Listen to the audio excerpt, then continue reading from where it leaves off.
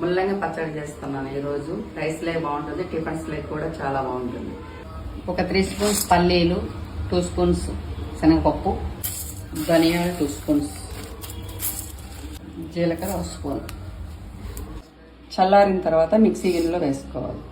ఈ కారం మీరు సరిపడా వేసుకోవచ్చు. కొందరు తక్కువ తింటారు, కొందరు ఎక్కువ తింటారు. చూసుకొని వేసుకోండి. ఫ్రై చేసుకునేటప్పుడు సిమ్లో పెట్టి చేసుకోవాలి.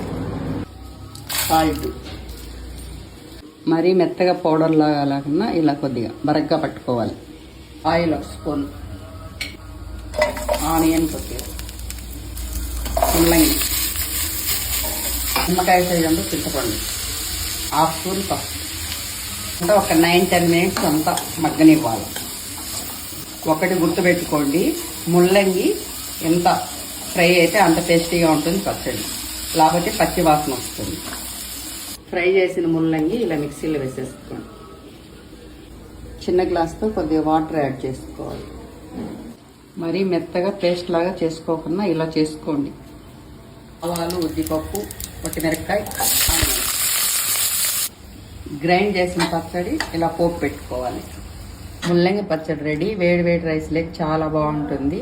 మీరు ట్రై చేసి చూడండి. ఎలా వచ్చిందో కామెంట్స్లో తెలియజేయండి.